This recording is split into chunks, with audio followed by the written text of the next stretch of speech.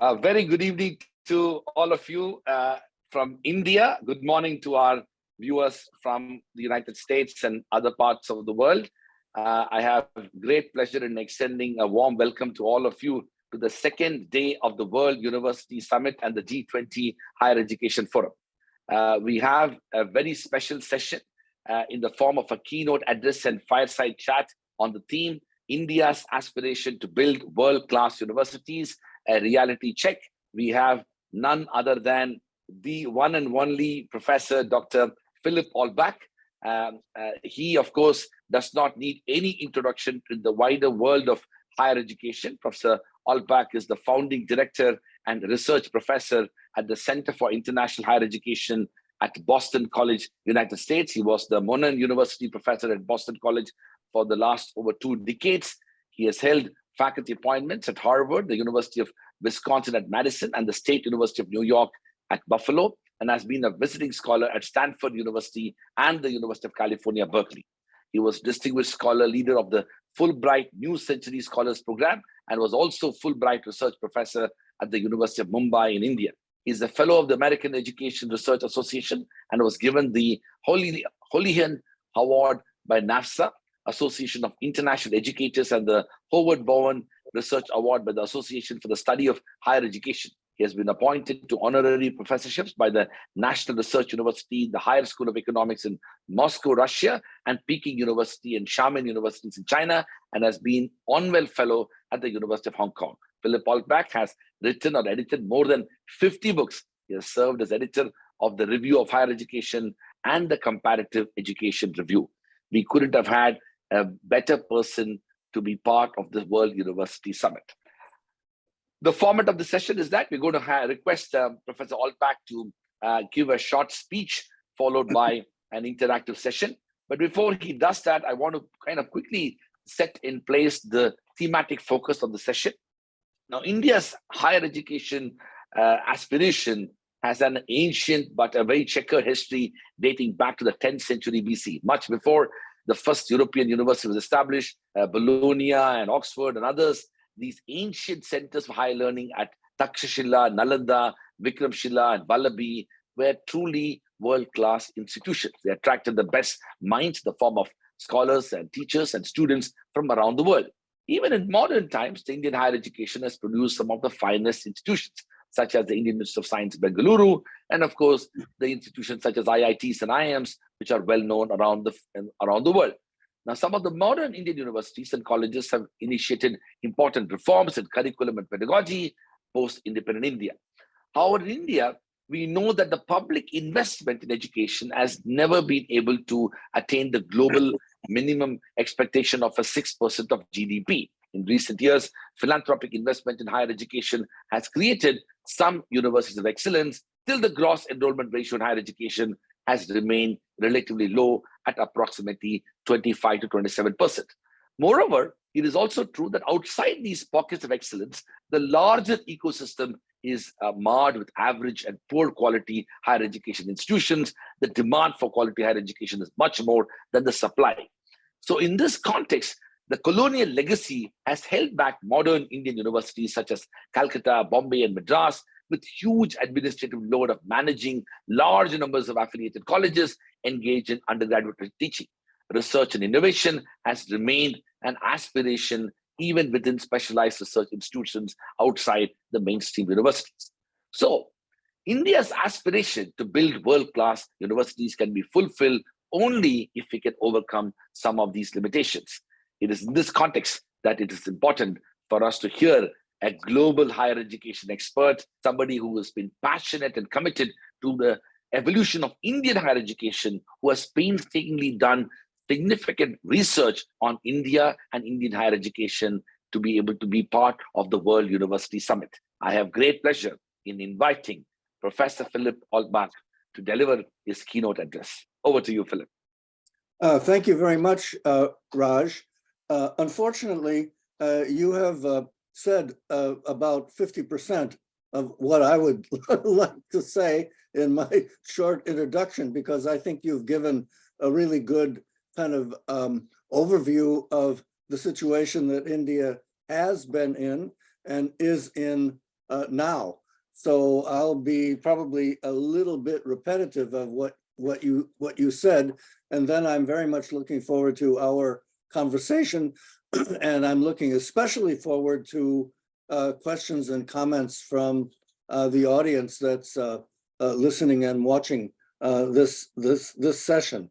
So my argument, which you've already sort of said, is that I do believe that India needs a few really world-class institutions, to higher education institutions, to join the top ranks of scientific and higher education powers in the world.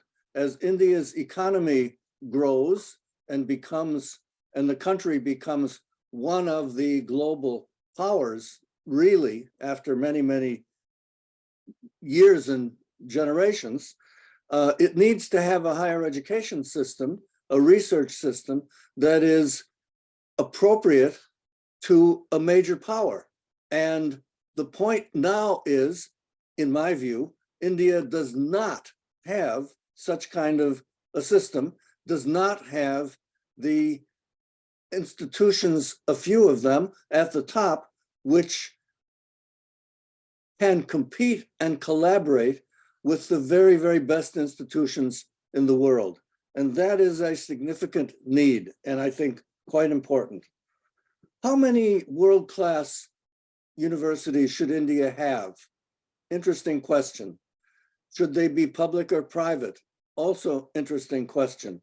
My view is, if India can build, given its history and given its resources, 4 or 5 really, really top-class competitive global institutions in the coming decade or so, because it takes a while, and that's something to underline, it will be doing well, and it will be very important.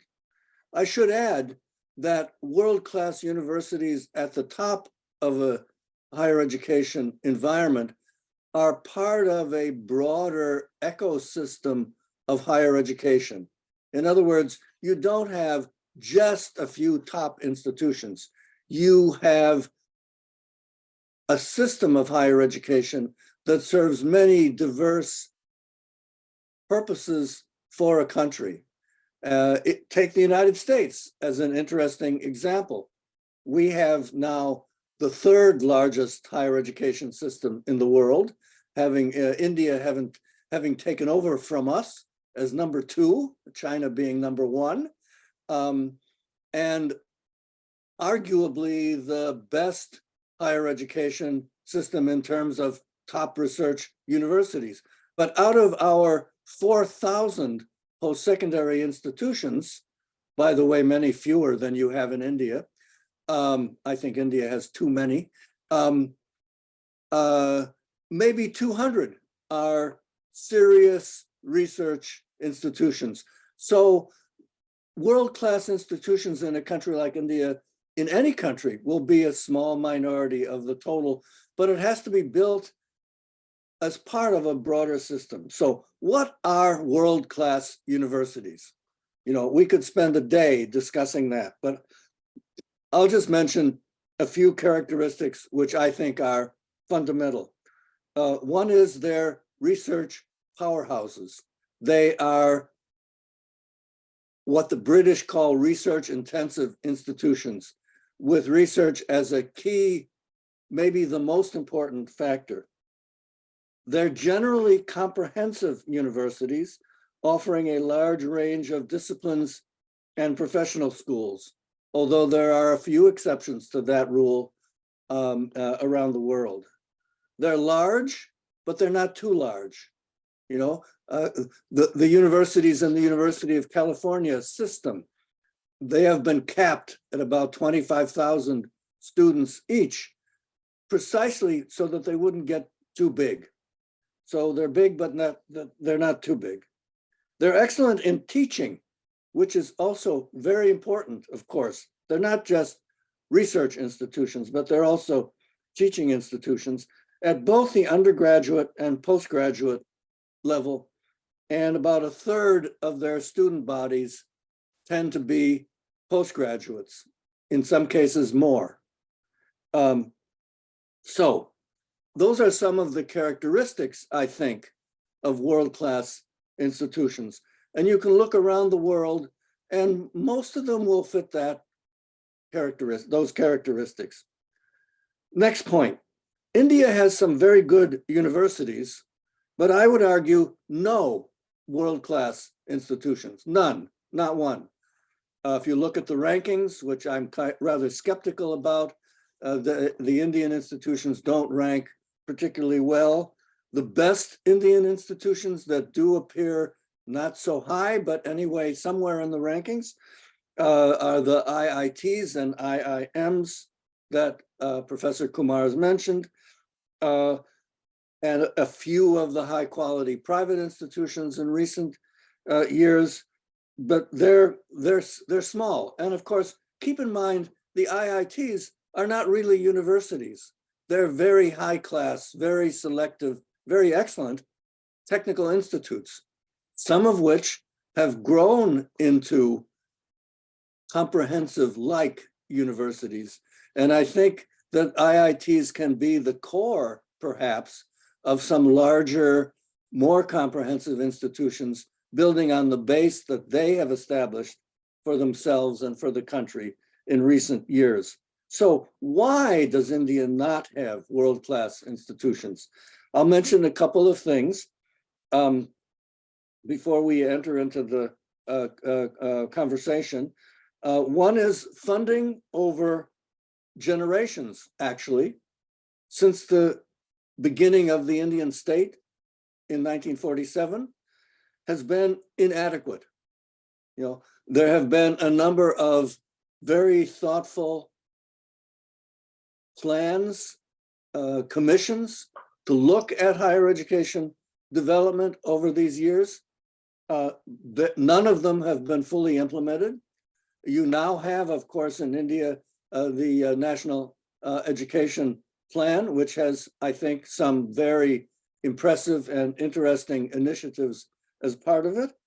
My pessimistic self says, good luck in implementing even a good part of it. So whether it will go forward, I don't know. History is not particularly favorable toward that, but there's always a new beginning, and maybe it will work this time. There are some very good ideas in the National Economic Plan. So inadequate funding. Keep in mind, by the way, that China, to build up its now maybe 100, probably a bit less, world-class institutions, I would say less, spent $50 billion on that effort. That's a lot of money. And I think well beyond even the thinking of the current reformers in the Indian context. Excellence needs money, ladies and gentlemen, and there's no way around that. The affiliating system, which Professor Kumar has mentioned, is a drag on the best universities in the country. It's simply unrealistic for top universities to be supervising these hundreds of undergraduate colleges, some of them located rather far from the main campus. So something needs to be done to figure out how to manage these 40,000 undergraduate colleges all around India. And the current system makes it difficult to build world-class universities. Bureaucratization. India is famous globally for bureaucracies, and bureaucracies do not permit the kind of entrepreneurial spirit, independence, etc., that you need to build world-class universities, indeed to build even a good university system. Lack of autonomy. The heavy hand of government on the public universities in India and in some other countries too, create serious problems. We have now, by the way, in the United States, in a few of our states, I think of Florida all the time, a government which is putting its heavy hand on public universities in that state, I think to the long-term detriment of the state higher education system in the state. So lack of autonomy. World-class universities need to be able to make their own decisions about many things. I might add that almost all, except in the United States, world-class universities are public institutions. You know, they are funded by the state, also by tuition and private philanthropy, but they're public universities. Only in America and a little bit in Japan are there world-class private universities that have been heavily subsidized, funded by wealthy philanthropists for the most part. And they are an interesting model. And by the way, one that India is experimenting with right now. And institutions like Jindal are providing maybe a new model for higher education in the developing and middle income countries. The rigidity of the reservations system in India, about which again we could have a discussion going on for days and weeks, at least for the development of world-class research universities, brings problems in terms of the rigidities of student population and student admissions, faculty appointments, and so on. So I think some consideration needs to be given to how the reservation system, which by the way is pretty unique to India. I can think of no other countries that have such kind of a system, and I understand the need, and I am not arguing against that system at all, but I do think for the top institutions, some rethinking needs to be done. And my final point about India's sort of challenges is India in higher education has been a very insular country for a very long time. Swadeshi is great, you know, doing it yourself, super. And India has done pretty well with that over time. But we live in a globalized world, and India is now slowly, and I don't know how successfully, opening the doors to branch campuses of foreign universities, focusing for really the very, very first time on internationalizing its higher education system. And certainly world-class universities require an international, a global perspective and a global involvement with other parts of the world. What are the prospects? And I'll stop with this. The National Education Plan has some very favorable and innovative ideas. And as I said before, can they be implemented? And I think the jury is out. You know, let's see.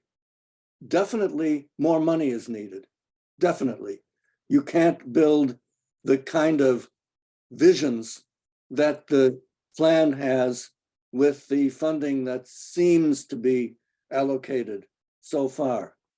And India, in some ways, is moving in the direction of overly prescriptive rules. I've seen, for example, the regulations that the UGC has promulgated on branch campuses that may be coming to India. They're pretty complicated. And whether foreign institutions in significant numbers and whether the kinds of foreign institutions that India really needs and wants will be willing to come in the circumstances available to them, to me, is a big question. And my short, unexpert answer is maybe not, but we'll see. So I think the challenges are great, but at least there's a recognition of the need. And one of the problems in India is that you're doing two things, important things, necessary things at the same time. That is thinking about world-class, a top group of top group of universities that compete in the world, and expanding your enrollments so that you have, 30% access in a very, historically speaking, very short period of time. So you're trying to build from the bottom and from the top at the same time, not an easy task. So I hope I've given the audience here and our conversation now some basis for at least thinking through these quite complicated, very challenging, but super important issues going forward. And with that, I thank you and turn it back over to Professor Kumar. Thank you so much, Professor Philip Altbach. What an extraordinary tour de force in a very short span of time. I invite all of you who are watching this program live on Facebook and YouTube, a recent article that Professor Altbach wrote, essentially looking at similar journeys of the trajectory of new private universities that have emerged in different parts of the world and how they are contributing and in many ways changing the landscape of higher education in those parts of the world, including the developing world. And he has concluded that article by saying that the Global South is essentially leading that effort with fair amount of success and even challenges that it faces along the way. So let me move on to the next segment of our program here. So Philip, while you have given this picture of what the challenge of establishing a world-class university is in India, and also how India is positioning itself, especially with the national education policy.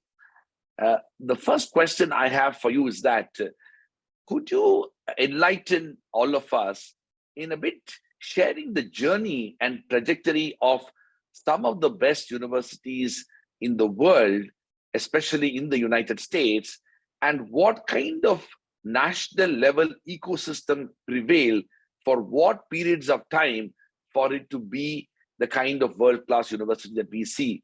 Like, for example, if let's say Harvard or Yale or Stanford or Johns Hopkins and other such institutions, when they have emerged, they have not only emerged at a point of time in history, but they remained as world-class for a very long period of time. Europe, of course, is very similar, be it Oxford and Cambridge and others. So my question is, what was it in these countries that made it possible for these world-class universities to emerge and sustain for such a long time? That is an amazingly interesting and important question. In my earlier days, I gave a whole course on exactly this topic because we are all beholden to our histories. Yes. And you mentioned, Raj, the very impressive higher education history in South Asia, which goes back thousands of years. And by that comparison, the history of higher education in the United States is but a flash of a second, because our earliest university, Harvard, was established in the 1600s, and in point of fact, was a rather poor, rather limited undergraduate college until the 19th century. And the emergence of what we now think of as the American world-class universities comes from two essential facts. One is the support of the American government after our Civil War in 1865, where the national government, through something called the Morrill, M-O-R-R-I-L-L Act, provided funding for the establishment of public, research-focused, economy-focused universities. And out of that tradition and funding came the University of California, the University of Illinois, the University of Wisconsin, and others which are now public world-class research institutions. The other push for American research universities came also in the 19th century with two things which developed at the same time. One was something we copied from Germany, which was the idea of a university which was focused on research, which before that didn't exist. The Humboldtian model of the research. Humboldtian as model. This is from Baron von Humboldt, who kind of invented the research university in Berlin in 1830, something like that. And that was copied strongly by the Americans and, interestingly enough, the Japanese, both countries were at that time industrializing, trying to break out of semi-colonial environments and building their economies. And that was in America combined with philanthropy by really rich guys who had the idea that it would benefit both society and themselves, to their industries, to have a research capability in universities. So that's how Stanford got started. That's how the University of Chicago got started, with Mr. Rockefeller's money. Mr. Rockefeller was the richest man in the world at the time. That's how Johns Hopkins got started. Interestingly enough, Harvard and Yale, which had been around and which were the prestigious institutions in the country, had to be dragged kicking and screaming into the world of research universities, because if they wanted to keep their excellence, they had to compete with the new guys on the block and with the new public institutions, the Berkeleys and so on. So in a few minutes, that's what made us a combination of government initiatives after 1865 and foreign ideas from the Germans around the same period, and a lot of money from rich people at the end of the 19th century. It's very interesting that the University of Chicago, of which I am a proud graduate, went from nothing. It was founded in 1892 to being a world-class university, producing the largest number of PhDs in America and maybe in the world in 30 years. So amazing. It's possible with ideas and money and good plans for managing the institution to build these kind of institutions pretty quickly. Wonderful. Well, thank you so much, Philip, for that fascinating piece of history that you shared with us. Let me pick up from one of the things that you said when you reflected in your own keynote address, in which you said that world-class universities require substantial financial resources. And at the end of the day, a developing country like India, while it has aspirations to build world-class universities, it also has limited resources. But our ability to garner those resources, although limited, has never, let's say, made us reluctant to have big dreams, have big aspirations.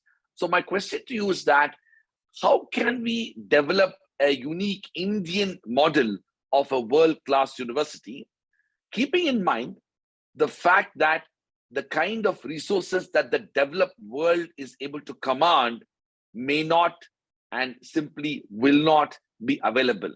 In a way, I am asking you to explain to us, can we do essentially what we have done in our space research, where we were able to have a successful mission to Mars, spending approximately 75 million US dollars, while the Hollywood movie Gravity had to spend over $100 million.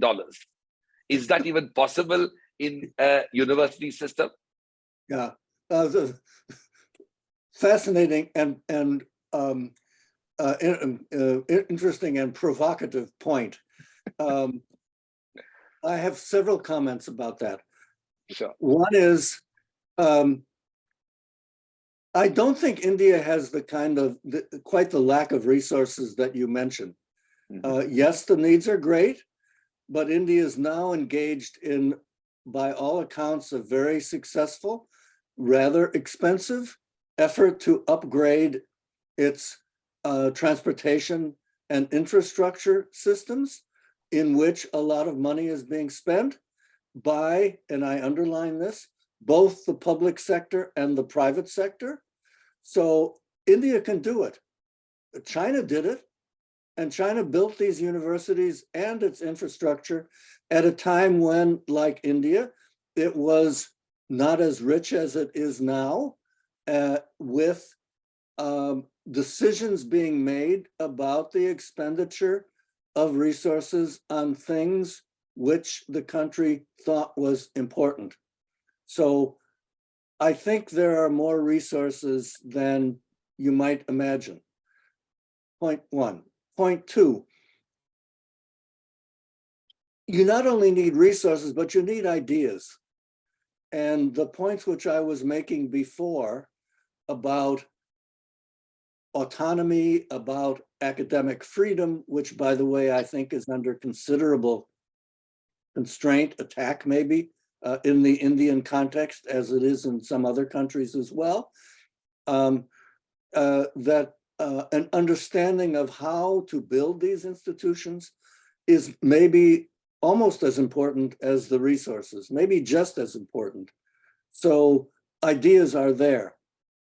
Third point, which you mentioned, Raj, which is there an Indian model for world-class universities?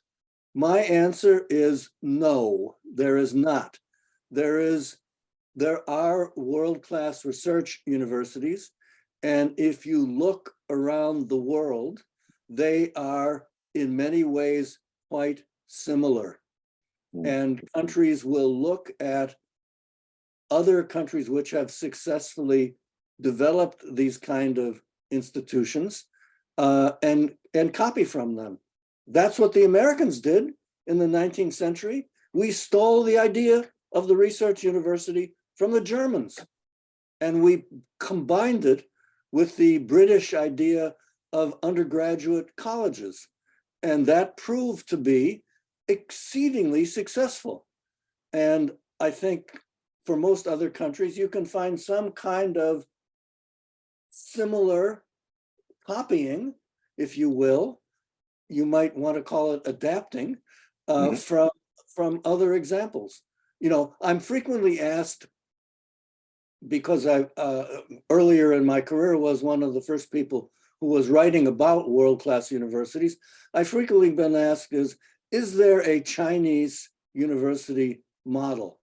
And my answer is the same one that I gave to you. No, there is not.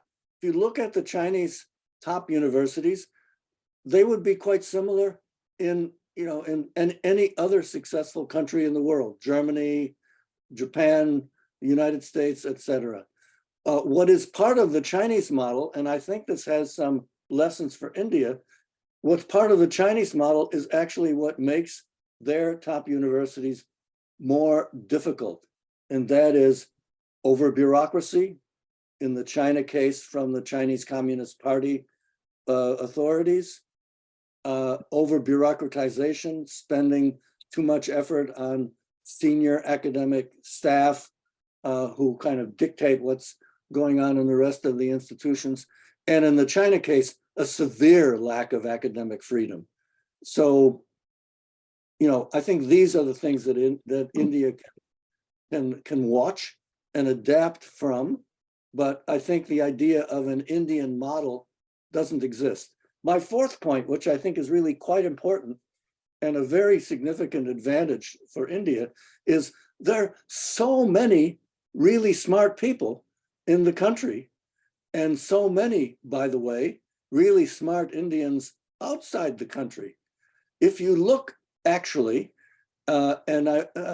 we should do a count. I've informally counted up how many Indian background people are presidents of American and Canadian universities, and the numbers are quite significant. So if you look at Silicon Valley, of course, and there's been much discussion about this in India, so many of the heads of the big IT companies in Silicon Valley are of Indian background, and you could go on and on. So harnessing the NRIs, some of them to come back. The Chinese did this quite successfully, by the way, in building their universities, and using the talent which is already in India. I think we're engaging in a conversation right now with one of those talents who has foreign experience, but who's working in India. And there are many such people. So India has the advantage of talent. Thank you very much, Philip. I can't help but to say one of our very well-known authors and commentators, Shashi Tharoor, I remember once he mentioning about the word NRI. He said that NRI could mean two things. One, the correct, the original abbreviation is non-resident Indians, but he, in his typical sort of witty manner, he said NRI could mean not really Indian, or never relinquished India.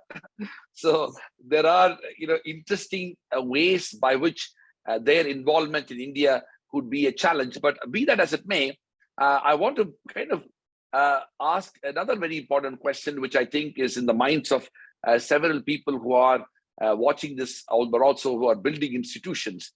You quite rightly mentioned about the ecosystem of education that triggered the evolution of American universities and the fact that it borrowed some of those ideas from elsewhere. And I totally understand and appreciate and entirely accept what you just said, which is the fact that there cannot be a unique Indian model. In fact, this is one of the major challenges when it comes to India having its own rankings, or for that matter, having different metrics to measure the quality of universities. And I must say that the Honorable Prime Minister of India is very conscious of that. And if you look at his own efforts when it comes to benchmarking India with the world, the one example is that the World Bank's rankings with regard to ease of doing business. For a very long time, we didn't care much about it. But because we need to care about what the world thinks about us, we ended up taking measures to improve on the ease of doing business rankings. So is the case with regard to how India sees international rankings as well in more recent times. But my larger question is that, the biggest challenge in recent times I'm seeing is that the public-private university divide is actually much stronger than what I thought it was. Right from the public perception of what a private university in India is, to the way regulatory bodies engage with the private universities. So my question to you is that in your experiences, as you look at this dichotomy around the world, are there any lessons that India need to learn from? Because today, the data shows that 70% of Indian students are studying in private higher education institutions, and 70% of institutions in India are also in the private sector, if you add the colleges as well. So essentially, the private sector is dominating the higher education system. Not that I'm saying it's a good thing, but that's a reality.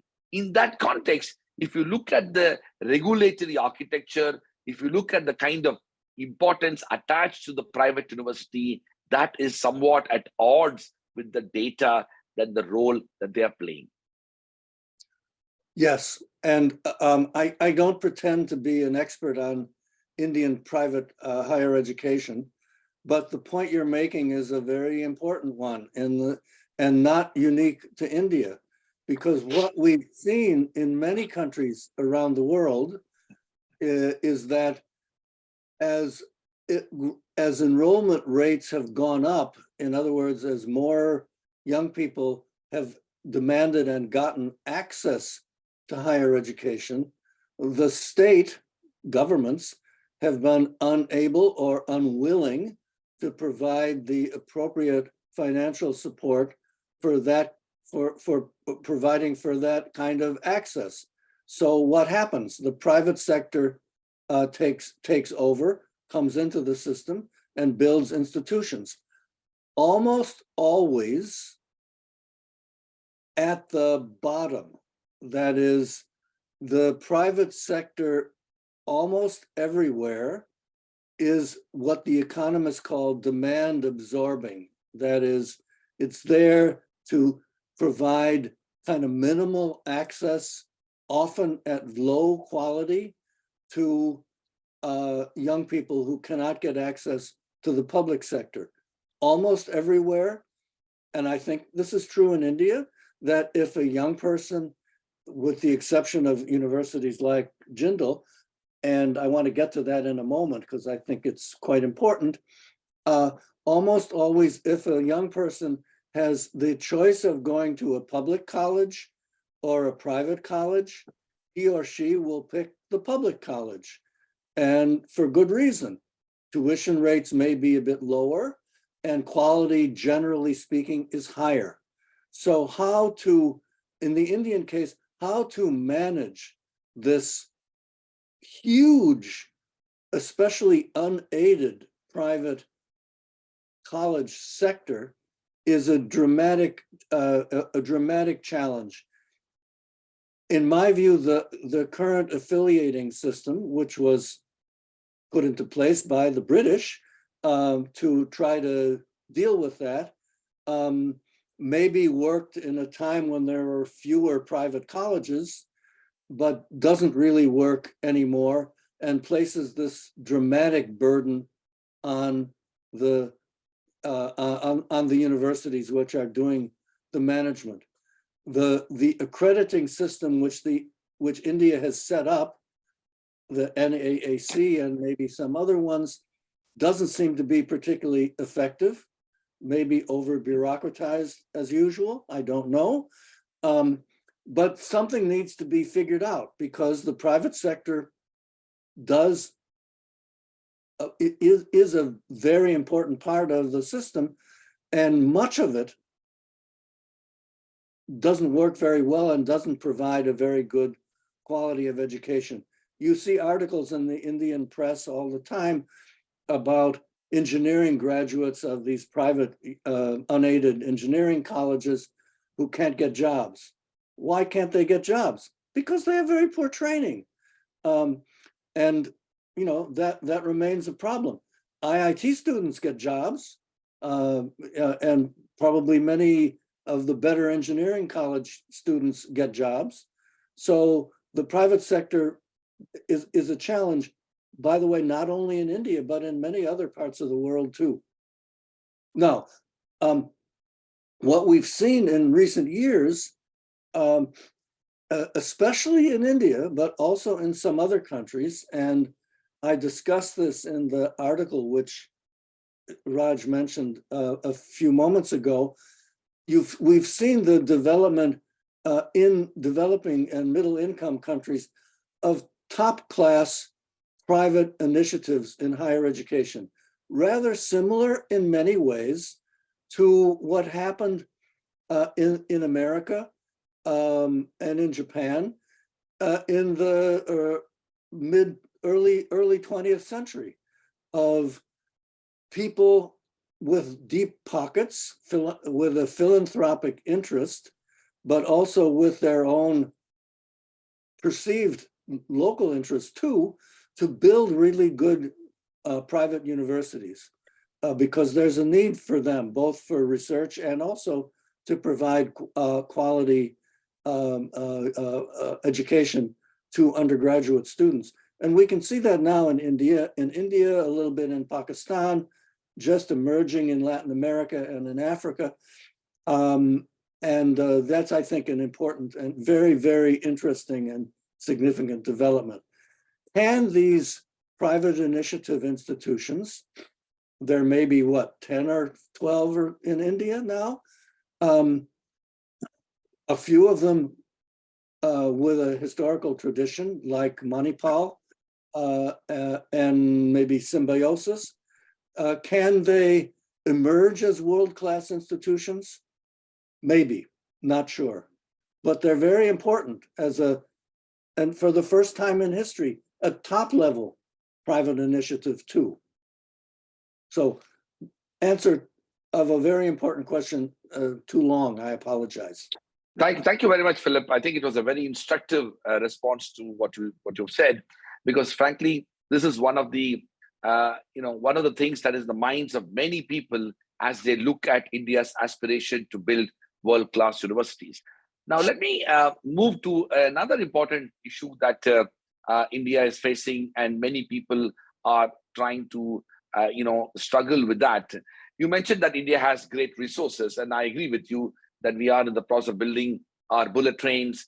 We are seeing better infrastructure across our ports and highways and all of that. But the reality is the GDP investment in higher education has been, unfortunately, relatively low. Probably this could mean that we have not so far recognized the potential for higher education to impact the society at large. We have not been able to, and I think a part of the problem could also mean that the impact of universities is longitudinal, probably not as visible as roads and ports and all of that. So I want to kind of put that across in your mind to see what is it that we in universities ought to be doing so that we become part of the enlightened national interest of governments to recognize the role, and also to provide research, funding, and resources, which you mentioned about the fact that public universities still have great public funding of universities still occupies the larger imagination. But an equally important role is what I have been most inspired is about the role of private philanthropy in both public and private universities in the United States. In fact, US is exceptional. So my question to you is that what is it that India can do to nurture a new generation of philanthropists who are ready and willing to invest in the idea of not-for-profit, private, philanthropic, world-class institutions? And what is it that we can learn from the United States in relation to that effort? Very important and interesting question. I would argue the following, that the great era of private philanthropic support in America for higher education is long past. Unfortunately, you don't see that effort anymore. And a few minor exceptions, but almost none. Most of the major philanthropic foundations, the old established ones like Rockefeller and Ford foundations, and the newer ones, the Gates Foundation and so on, are not investing in higher education and research all that much. And I think that's highly unfortunate. So we are globally swimming against a tide of disinterest in higher education. And indeed, if you look at the public debate in America, to some extent, in the UK, less in continental Europe, about higher education in general, lots of criticism of we're not doing, quote, workforce training sufficiently. We're not meeting public demand, and we're too free. You know, there's too much liberal debate in universities. And you can see that in India also, you know, with the criticisms, particularly of JNU and so on, and the less support for academic freedom in the country. So I think these are challenges. What India and some other countries have done, in a way, you are going through the early 20th century philanthropic development that we saw in America with regard to higher education, because you've seen half a dozen or more philanthropists who have invested heavily in universities, and that's wonderful. I think it's a very interesting model, which I think also can have an impact in other parts of the world, maybe particularly in Saudi Arabia or Middle Eastern countries where there's a lot of money, but not any so far private investment in higher education. And they could, you know, they have lots of money, they could do a lot very quickly. But I think this is an interesting example. So you ask, Raj, about what can be done to build support. I think what you're doing, actually, you and your colleagues, is the best thing. That is, you're building success. You know, these new institutions are important for the country and the world. And I think the more that they can be highlighted, which is one thing I myself have tried to do a little bit for you, the better off you are within the country and providing an example for other countries and other well-endowed people to do this kind of investment. But at the end of the day, nothing will take the place of very significant public understanding and investment in higher education. You know, rich guys and women can build around the edges. And that's what you're doing with great success in India. But it can't take the place of funding for a space program or, you know, funding for really good public universities. And that's not happening in India. By the way, one thing which I think is quite important, which is not much discussed, is the role of the Indian states in building higher education. If you look at China, what's publicized always is the large national programs for academic excellence.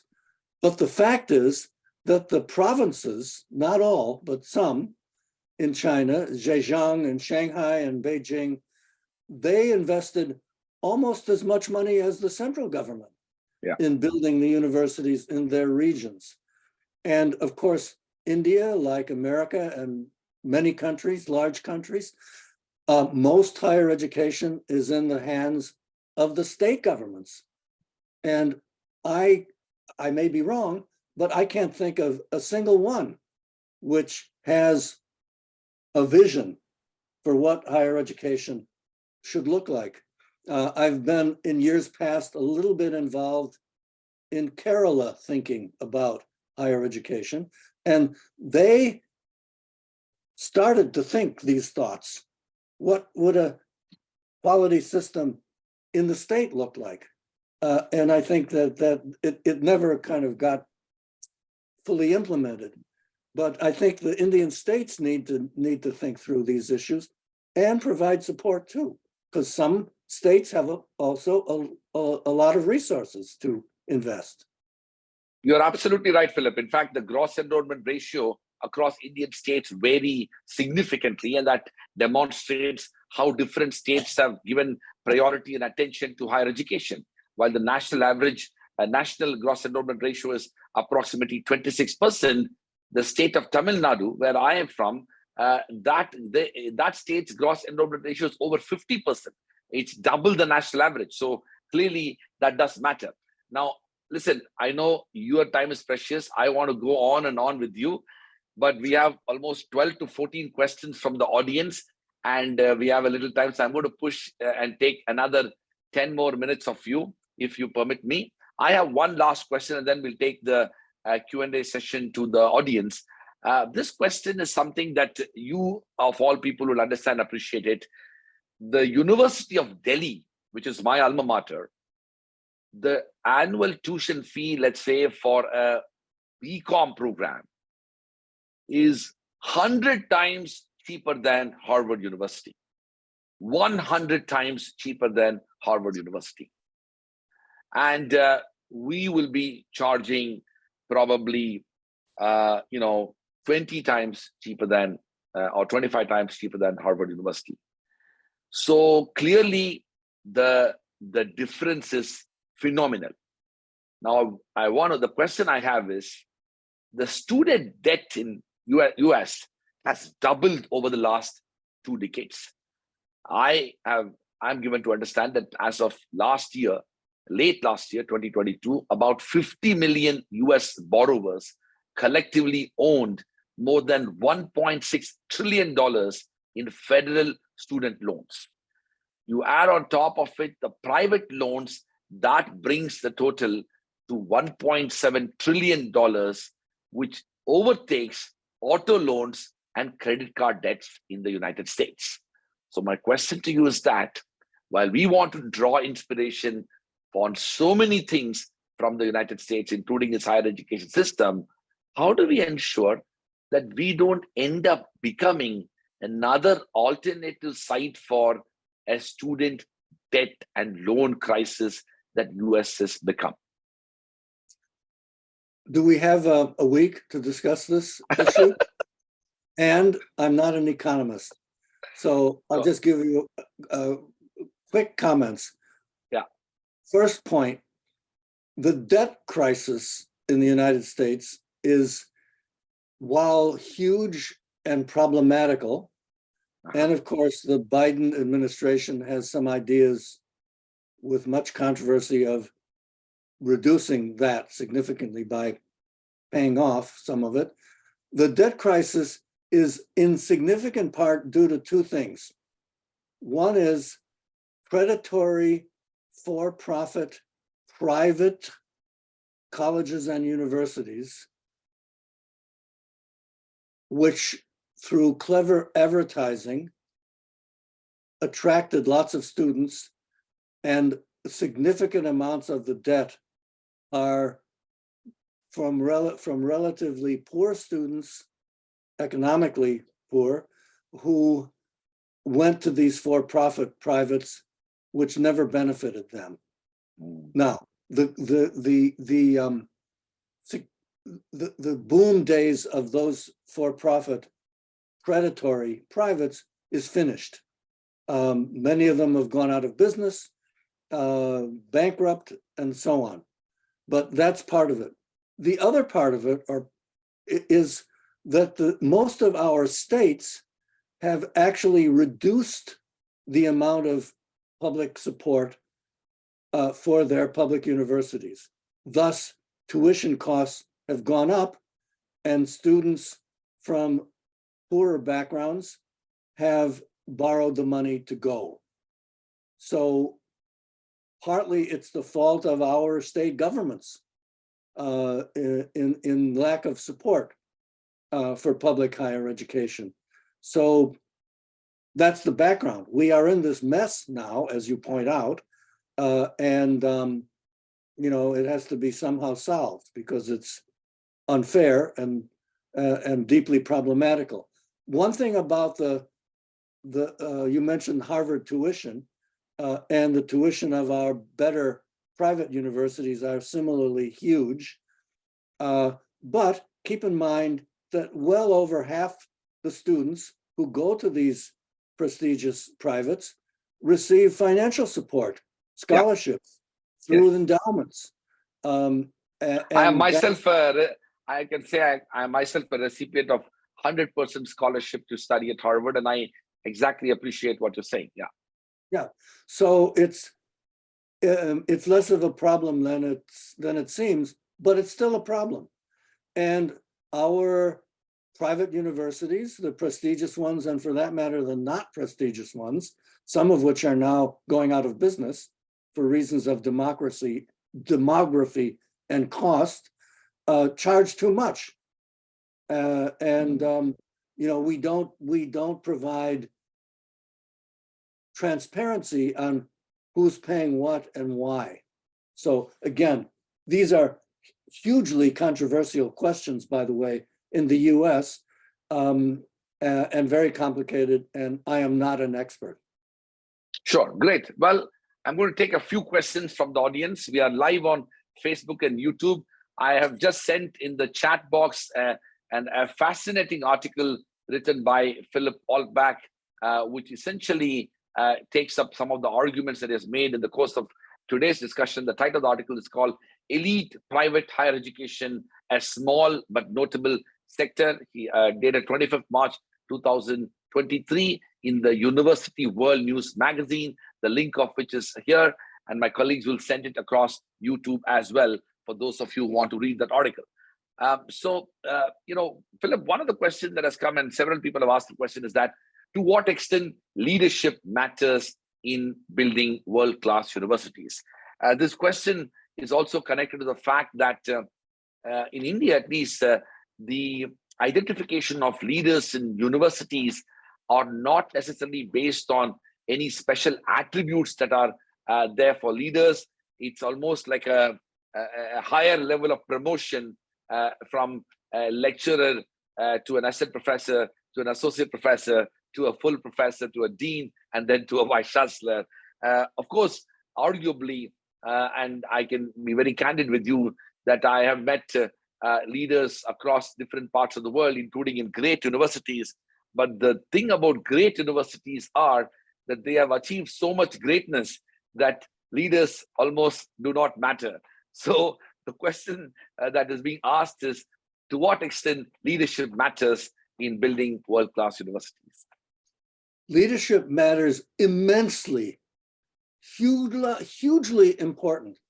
And the way that India selects its leaders in the public universities, by the way, in common with most countries around the world, is terrible, absolutely terrible. Some countries, I don't think India actually elect their rectors or vice chancellors. Yeah. A terrible idea, but in Latin America, for example, it's the common way of doing this.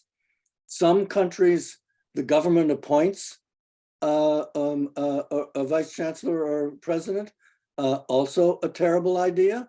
Some countries, as you point out correctly, Raj,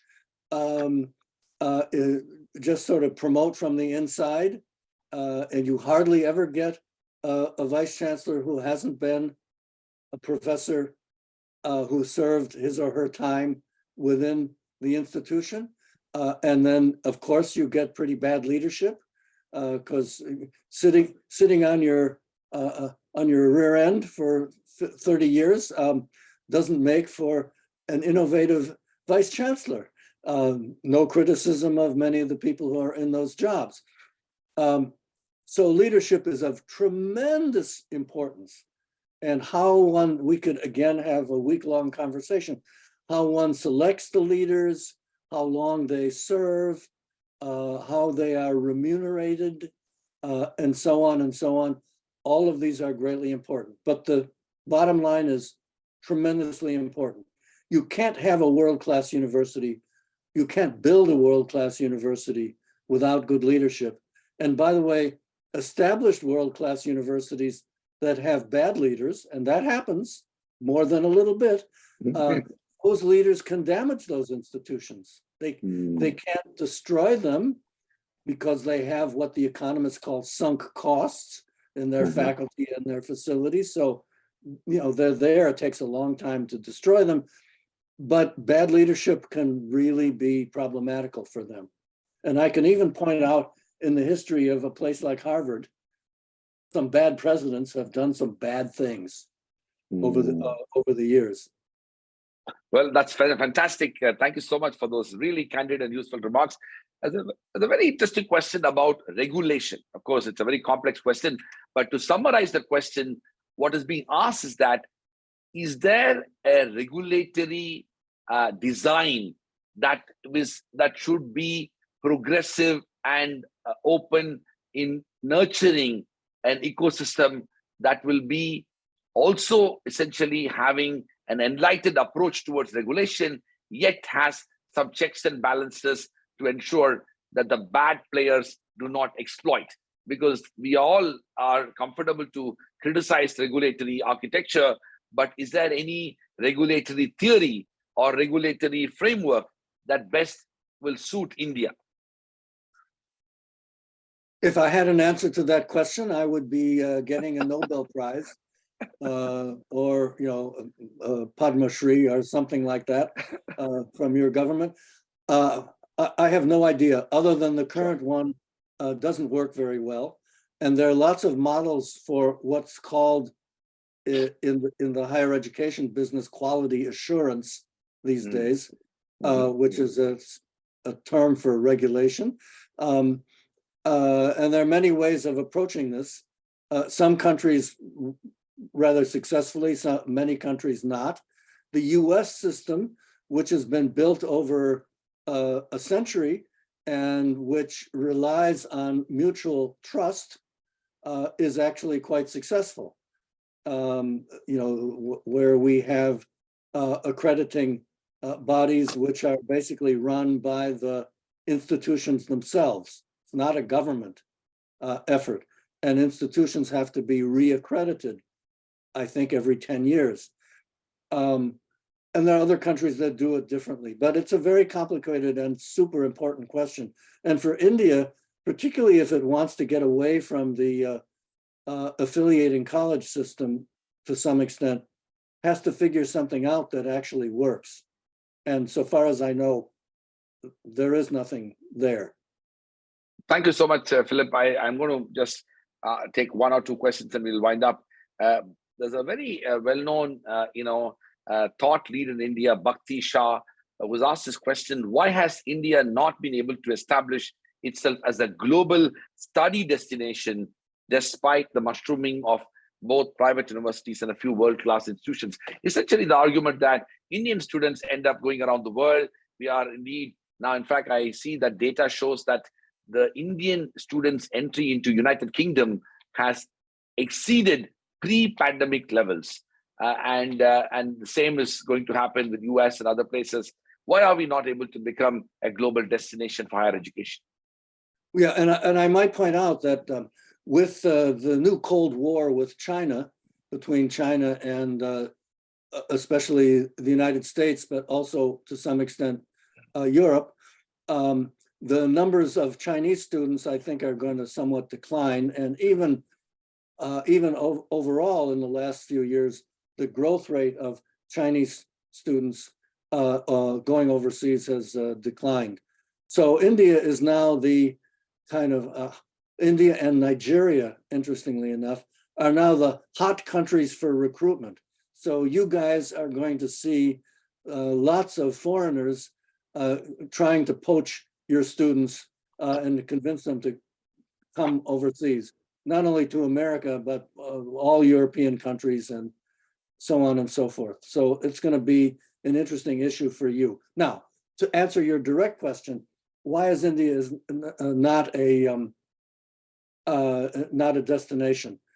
There are many answers. One of them is overall quality of Indian universities. Another aspect of it is the top Indian institutions, the IITs and so on, have a very small number of places for international students because the competition is so great locally. Their admissions tests, which I'm not sure are given in other countries and are anyway super competitive. By the way, the IITs in India may be the most competitive higher education institutions in terms of access in the world. Of a lower percentage of students who pass the IIT exams are admitted than students who are apply to Harvard who are admitted, and so on. The facilities for international students are in general in India not existing. The staffing for international students and internationalization in general in most Indian institutions doesn't exist. I have my personal observation. I was at an Indian university, which I will not mention which one, and went to their international office, which actually was a whole building. It was quite impressive, but there was no staff. And the person who was running it was a former military officer. And what they were doing, I cannot even imagine. So you need infrastructure. You need visa availability, you need quality of instruction, you need staffing on campus, and so on, none of which exists in the country, with the exception maybe of very few institutions at the moment. So the idea of India becoming a major focus for international study, I think, is not possible. Now, the way India has been reasonably successful so far is with offering scholarships and so on to students from Africa and other parts of the developing world and other South Asian countries, especially Nepal.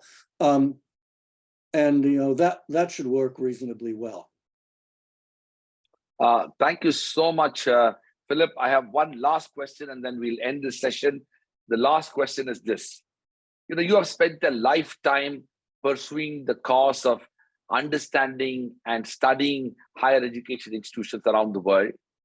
And you've also seen the evolution of world-class universities, both in developing and developed societies.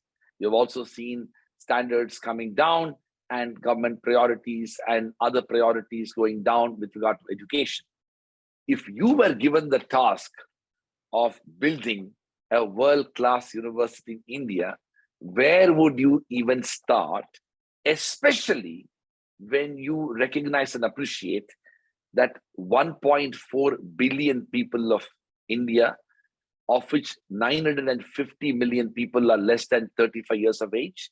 At the dawn of Indian independence, the life expectancy was 35, and today it is 72.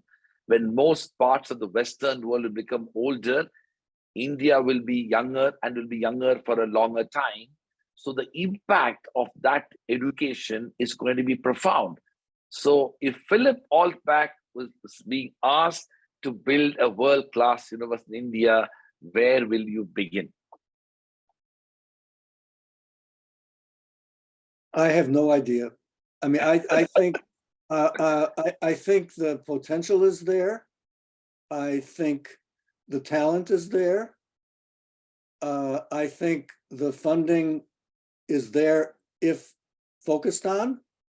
I think the ideas which really need to come from India, not from me, I have not seen, but hopefully there are enough bright people in the country to think to think it through. And it requires, as the infrastructure building and so on is showing, and this is true globally, it requires public and private initiative working together, and we don't see all that much in the education sphere so far. So if I were betting on India being able to develop a few really world-class universities in the next 20 years, I would not bet a lot of rupees on that. But I think the challenge and the necessity, for all the reasons that you have just pointed out, Raj, make it a very high priority indeed. Thank you so much, Philip, for being absolutely candid and intellectually honest in every word that you said. it is a delight and a true honor for me personally to engage in this conversation. I know for sure that all the viewers from India and around the world who have watched it live on Facebook and YouTube, but also who will be watching it in the future, will be immensely benefited by the extraordinarily thoughtful comments and reflections that you made with regard to building world-class universities in India. For all the reasons you said, and you said it so candidly, it is a challenge for India and all of us in India to think through and reflect what you said and to work harder to be able to imagine an India where world-class universities can actually be a reality. It is an aspiration that we need to work harder. I want to end by saying that I know that there are extraordinary examples in Asia. The Nanyang Technological University in Singapore is one such example, which became a truly world-class university in a very short span of time. The New York University in the United States is another example, which my friends in the US have told me that barely 4 decades ago, it was a mediocre university which evolved into a truly world-class institution. Such examples provide us source of inspiration. Such thought leaders, such as Professor Philip Altbach, push us to think and reflect deeply and to challenge us to work towards building world-class universities. Thank you very much, Philip, for your time, for your very presence, and indeed for your comments and reflections.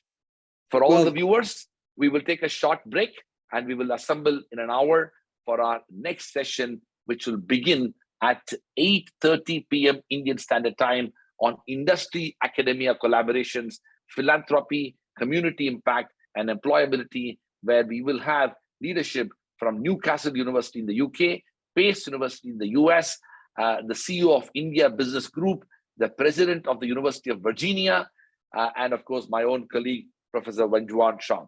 Over to you, Philip, for your closing remarks. Well, I just wanted to thank you for this really stimulating session. It's an honor for me to be with you, particularly Professor Kumar, for this kind of conversation. And I hope that my nature is a bit pessimistic, I have to say, remarks about the situation there, very much as an outsider sitting thousands of miles away in Boston, are at least useful and are certainly, from my perspective, directed in a positive and optimistic and very admiring way for India. As you know, I've been watching the country for half a century and with great love and admiration. So thank you. Yes, Philip, we all know your fascination and deep friendship for India, and only a friend can speak truth amidst the temptation to be polite and to be diplomatic about it. You not only said what you felt, but also you instructed us to push our boundaries of imagination so that we can reimagine the future of Indian universities, especially in the context of a special historic moment as we embark on the effort to implement the national education policy. We have a great opportunity here to be able to draw upon the inspiration and the journeys of other institutions and the wise reflections of Philip Altbach towards our aspiration to build world-class universities in India. Thank you very much for all of you to participate in this fireside chat with Professor Philip Altbach. Thank you.